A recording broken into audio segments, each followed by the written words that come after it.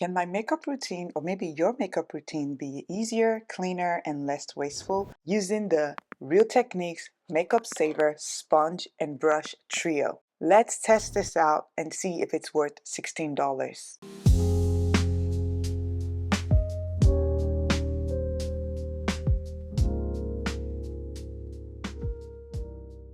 Hey y'all, welcome back to my channel where it's all about beauty and skincare. So today I'm going to be testing out the Real Techniques Makeup Saver Sponge and Brush Trio, a three-piece set designed for liquid and cream formulation. It promises flawless application and less makeup waste.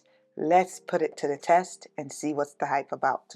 Okay, so this set includes a latex-free makeup sponge and 2 cruelty-free brushes. It claims to mimic finger application while reducing product waste. Perfect for liquid and cream products. So I've already done my skincare and I've actually also already applied my primer, and today I'm using the Rare Beauty Pore Diffusing Primer. For those of you that are new here, I have dry skin, especially in the winter, which is the season that we're in right now. My skin is super dry, but I like to use a hydrating primer pretty much all year round under my makeup. So I have already applied this over 30 minutes ago. And for the foundation that I'm going to be using to try out this sponge, which I have right here already, I took it out of the packaging. It's not wet, it is dry because it says to use this dry. It's supposed to be mimicking finger application, also while reducing product waste. So I have 2 foundations here, well, skin tint actually. This is the Maybelline Super Stay 24 Hours, which I'm still yet to review. I'm not sure if I'm going to use either one of these. And I also have the Estee Lauder Futurist Skin Tint Serum. The Estee Lauder has 20 SPF in it. However, in my skincare, I'm already using SPF in my skincare, which is good. I'm already good on that. So I'm going to go ahead and use the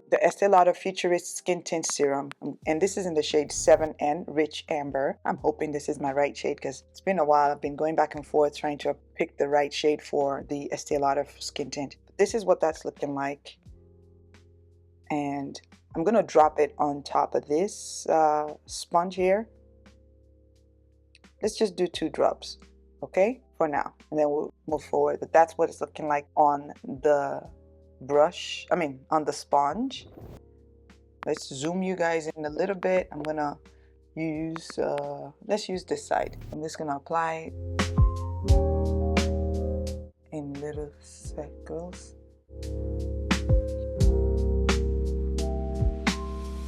Now this feels really nice on, you know, when we apply foundation or product on our skin with our fingers, our fingers are warm. So the difference is that this is not warm, it just feels cold, you know, to the skin, but it does apply really smoothly.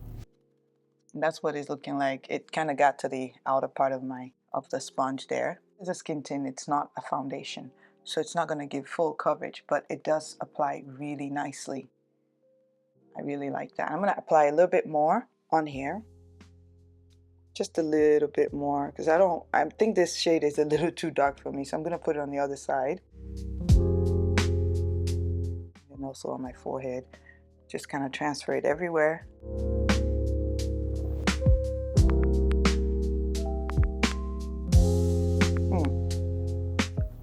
So despite the foundation being a little too, the skin tint being a little too dark, let's not focus on that. We're focusing on the sponge.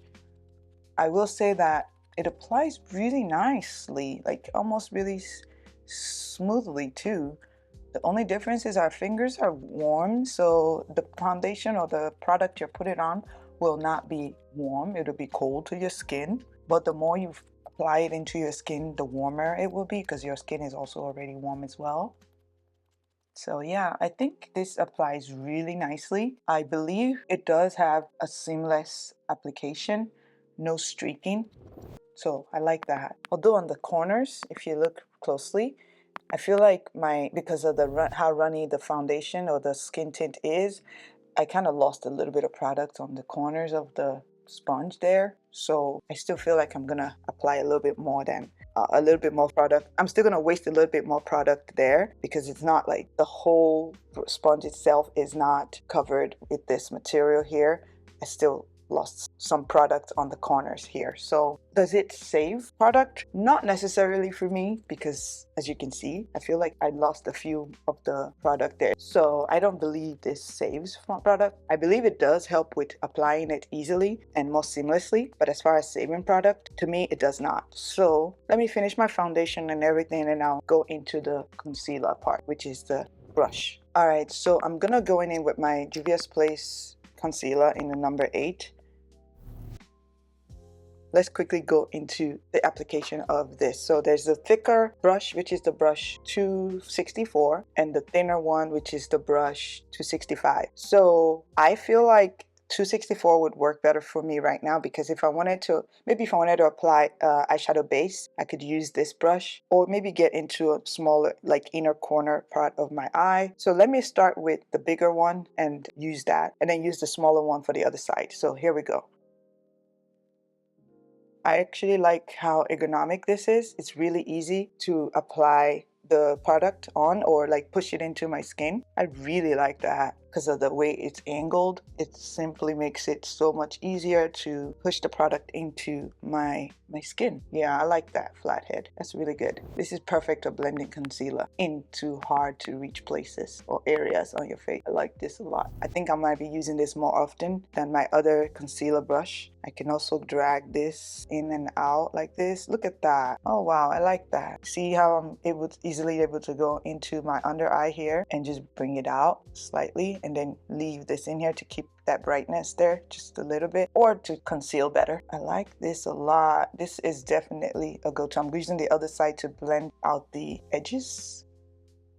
Look at how it blended my concealer in. Whoa, this is lovely. Let's use the tiny one here. I'm gonna also do the same thing. Start with the flatter edge on the flatter part of the brush, and then just bring it out a little bit, and then move up into the inner corner and just tap it in, bring it down the nose a little bit. I love this. I believe I love the bigger one a whole lot more than the smaller one, but I think I can still use it for something. I feel like it makes me work a little longer and harder, but this one does an excellent job. So this is awesome. So I'm gonna go back to the big one. I just like the way this works for me. I feel like the big one also blends better, so it doesn't give like a line of demarcation. So yeah, you guys need to pick this. Definitely this brush up. If you don't want the sponge, the brush is excellent.